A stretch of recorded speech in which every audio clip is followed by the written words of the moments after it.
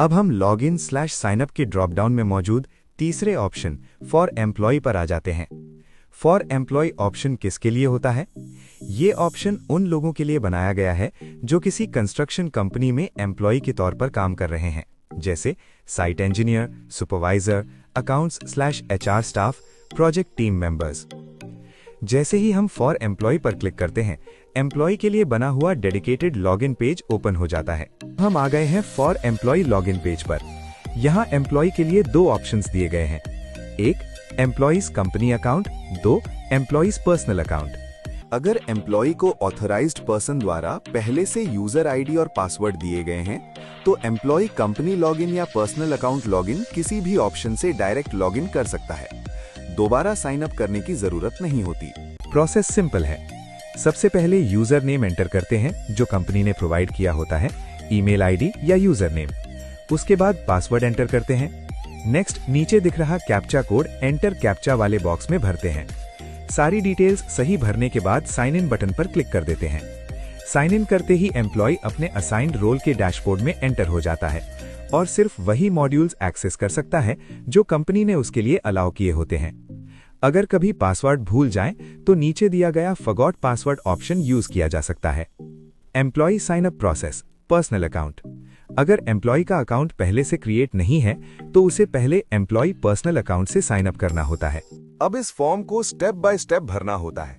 यहाँ आपको जो फॉर्म दिखाई दे रहा है उसकी सभी जरूरी डिटेल्स भरने के बाद नीचे दिए गए सबमिट बटन पर क्लिक कर देना है। जैसे ही हम सबमिट बटन पर क्लिक करते हैं, सिस्टम की तरफ से ओटीपी वेरिफिकेशन पॉपअप ओपन हो जाता है। सिस्टम आपके रजिस्टर्ड ईमेल आईडी और मोबाइल नंबर दोनों पर ओटीपी सेंड कर देता है, जो हमने फॉर्म भरते वक्त email ID and mobile number दिया था। जो ओटीपी आपके ईमेल और मोबाइल पर आया है उसे रिस्पेक्टिव फील्ड में एंटर करना होता है। अगर किसी कारण से ओटीपी नहीं मिला हो तो आप रीसेंड ओटीपी ऑप्शन का यूज कर सकते हैं। दोनों ओटीपी सही तरीके से डालने के बाद वेरीफाई बटन पर क्लिक करें। ओटीपी वेरिफिकेशन सक्सेसफुल होते ही स्क्रीन पर वेलकम मैसेज पॉपअप दिखाई देता है। हम यहां पर गो टू लॉगिन पेज पर क्लिक करके सीधे यहां से लॉगिन कर सकते हैं या फिर होम पेज से साइन इन कर सकते हैं। जैसे ही हम आईडी, पासवर्ड और कैप्चा डाल के साइन इन पर क्लिक कर देते हैं, हमारे सामने ओटीपी वेरिफिकेशन का फॉर्म ओपन हो जाता है।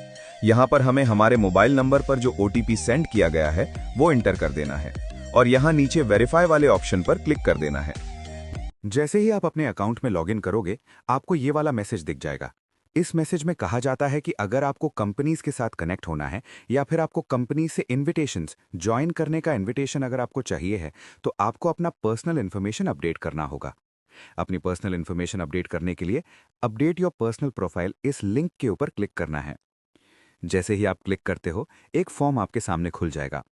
यहाँ पे आपको अपना पूरा नाम एंटर करना है, आपका मोबाइल नंबर, पिता का नाम, माँ का नाम। अगर आपकी शादी हो चुकी है तो आपके पार्टनर का नाम आपको यहाँ पे ऐड करना होगा, लेकिन अगर आपकी शादी नहीं हुई है तो आप आई एम अनमैरिड ये ऑप्शन सिलेक्ट कर सकते हो।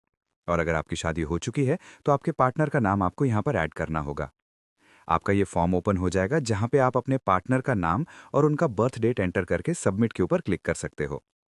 जैसे ही आप क्लिक करोगे, आपके पार्टनर का नाम यहाँ पर दिखाई देगा। इसके बाद number of children with age. अगर आपके बच्चे हैं तो उनकी एज के साथ आपको उनके डिटेल्स एंटर करने होंगे। अगर आपके बच्चे नहीं हैं तो आप simply I do not have any child choose कर सकते हो। और अगर आपकी शादी ही नहीं हुई है तो आप आई एम अनमैरिड ये ऑप्शन सिलेक्ट कर सकते हो। और अगर आपके बच्चे हैं तो ऐड नेम एंड डिटेल्स, इसके ऊपर अगर आप क्लिक करोगे तो आपके सामने ऐड चिल्ड्रन वाला फॉर्म ओपन हो जाएगा, जिसमें आप अपने बच्चों के नाम और उनके बर्थ डेट्स एंटर करके सबमिट के ऊपर क्लिक कर सकते हो। जैसे ही आप सबमिट करोगे, आपको अपने बच्चों के नाम यहाँ पर दिखाई दे जाएंगे। इसके बाद आपको अपना डेट ऑफ बर्थ एंटर करना है। इसके बाद आपको अपना जेंडर सेलेक्ट करना है, आपका रिलीजन आपको सेलेक्ट करना है। ड्रॉप डाउन पे हम क्लिक करेंगे तो अलग अलग रिलीजन के नाम आपको यहाँ पर दिखाई देंगे। अगर आपका रिलीजन इसमें नहीं है इस लिस्ट में, तो ऐड योर रिलीजन के ऊपर क्लिक करके आप अपने रिलीजन का नाम एंटर कर सकते हो। रिलीजन एंटर करने के बाद आपको अपना पैन कार्ड नंबर एंटर करना है। इसके बाद अपना आधार कार्ड नंबर एंटर करना है।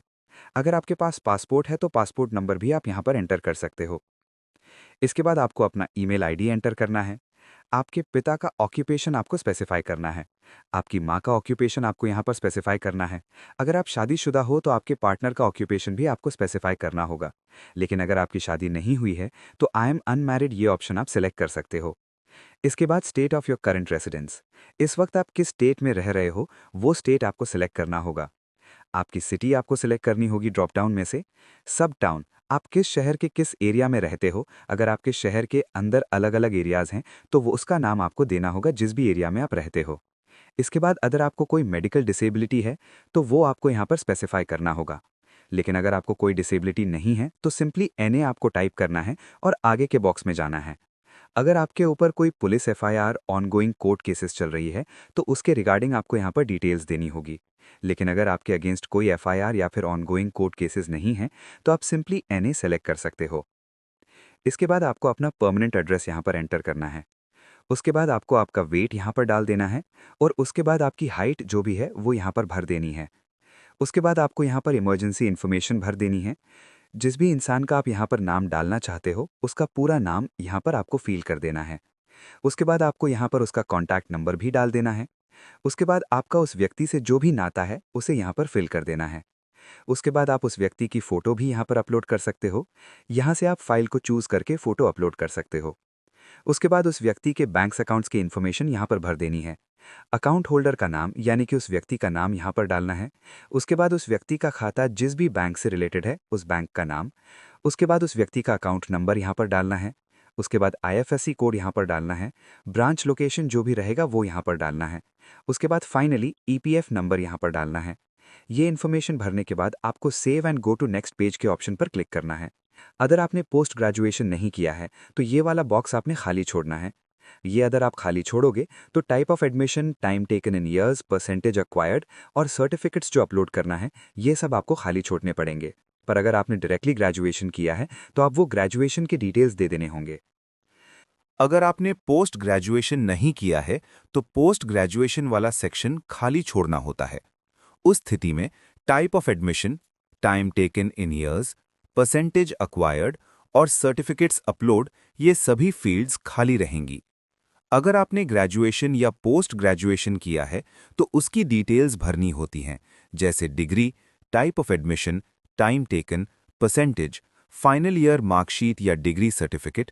सर्टिफिकेट्स को PDF फॉर्मेट में अपलोड करना होता है।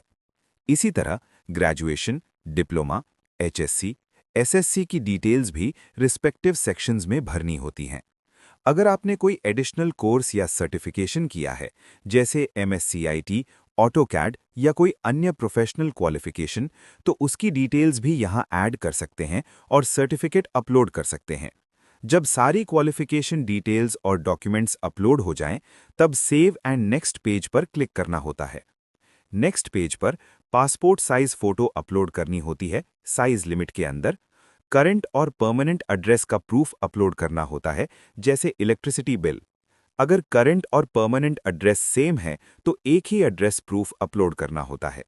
इसके बाद cancelled cheque photo, PAN card copy, Aadhaar card copy, passport copy अगर अवेलेबल हो अपलोड करनी होती है। अगर कोई एडिशनल डॉक्यूमेंट रेफरेंस के लिए अपलोड करना हो तो वो भी यहाँ अपलोड किया जा सकता है।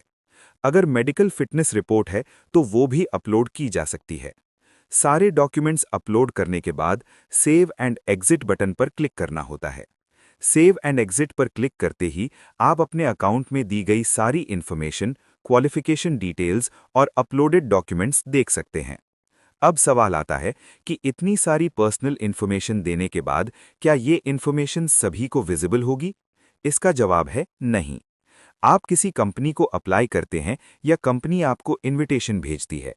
जब तक आप उस इनविटेशन को एक्सेप्ट नहीं करते, तब तक आपकी इन्फॉर्मेशन किसी भी कंपनी को विजिबल नहीं होती। जिस कंपनी का इनविटेशन आप एक्सेप्ट करते हैं, सिर्फ उसी कंपनी को आपकी इन्फॉर्मेशन विजिबल होती है। कोई दूसरी कंपनी या कोई अदर कैंडिडेट आपकी इन्फॉर्मेशन नहीं देख सकता।